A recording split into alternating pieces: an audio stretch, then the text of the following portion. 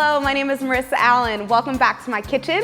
Today we are making a one-pot lemon chicken orzo dish. I'm excited about this one because I get a ton of questions about, one, things that my kids will eat, and this is definitely a dish that they love, and two, something that doesn't take all night and won't make a sink full of dishes. So this one, we're gonna cook everything in this one skillet, and I promise we will be done in under 30 minutes. So today I've got about a pound of chicken breast, some flour, we're gonna use spinach, some fresh lemons, a yellow onion, some garlic, some parsley, and some optional Parmesan and cream. Now, if you're trying to lighten things up, you can definitely leave this out.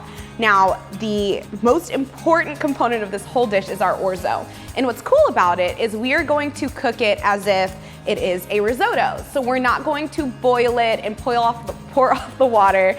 We are going to cook everything with just a little bit of chicken broth. We're going to stir occasionally, and that's it. Here I have about a pound of really thinly sliced chicken breast. Now you can buy it at your store, thinly sliced, or you can just butterfly your chicken breast at home. So I'm gonna season everything with just a little bit of salt and pepper, like this. Make sure you get both sides.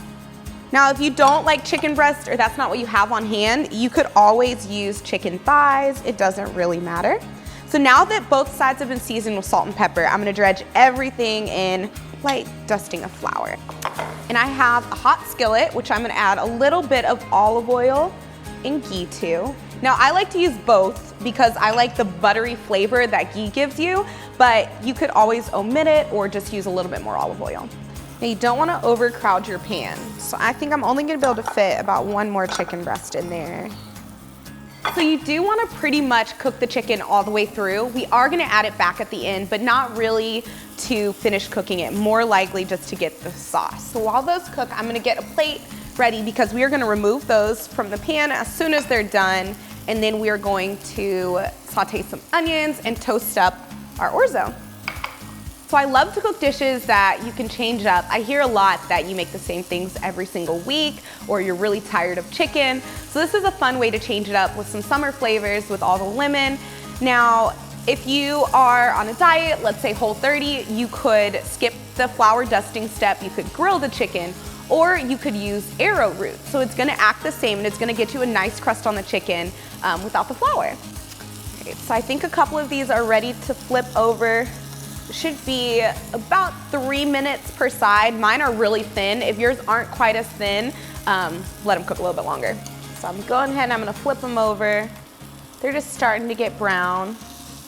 All right, so a couple of these are done. I'm just going to remove them to this plate and we're just gonna set it aside.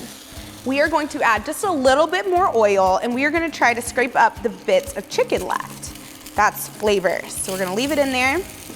That's probably another tablespoon of oil. And we're going to add half of a diced yellow onion.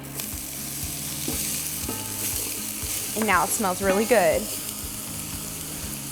While that onion begins to soften, we are also going to run a few cloves of garlic through our garlic press. I swear by mine, if you don't have one, it's a good little investment, but it makes life really, really easy.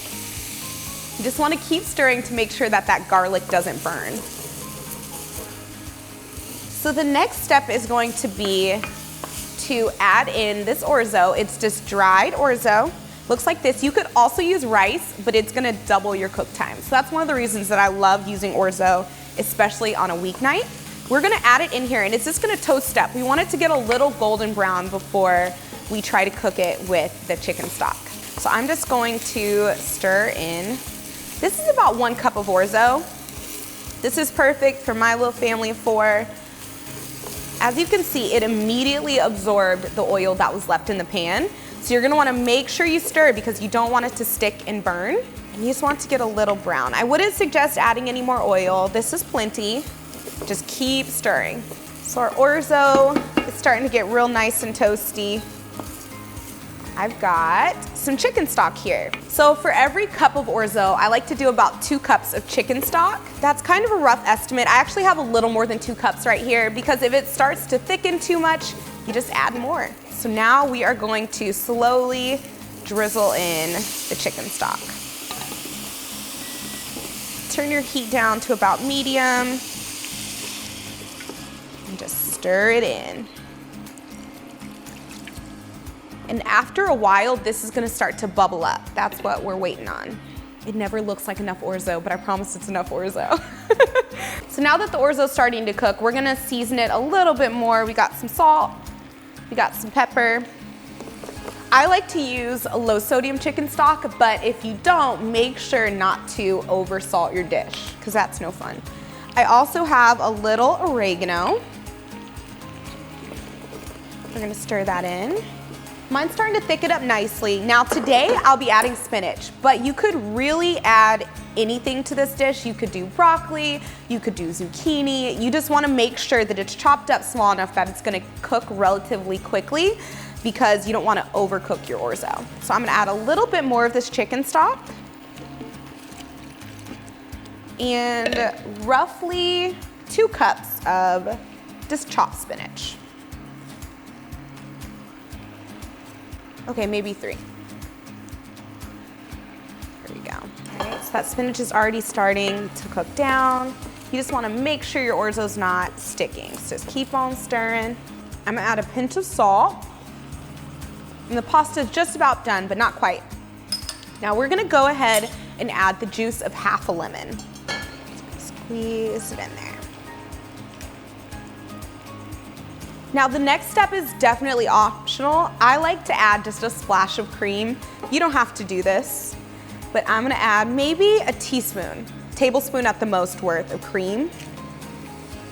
And I also like to stir in some Parmesan. So we're gonna just sprinkle in some Parmesan like this. So I'm gonna grab my plate of chicken. I'm just gonna find a little spot for it in here. We're gonna give this about 3 minutes. Once that 3 minutes is up, dinner's ready. I like to top mine with a little bit more Parmesan as well as some fresh chopped parsley, and that's it. Just get a piece of chicken, put it over here. Make sure to get all that spinach and orzo, and a little bit of fresh Parmesan. You could even add a little bit of lemon zest here just to really brighten it up. And now to taste everything. Get a little bit of the orzo and the spinach. It's really, really good. It's really light, flavorful from all the garlic and onions, and I know your family's gonna love it, just like mine.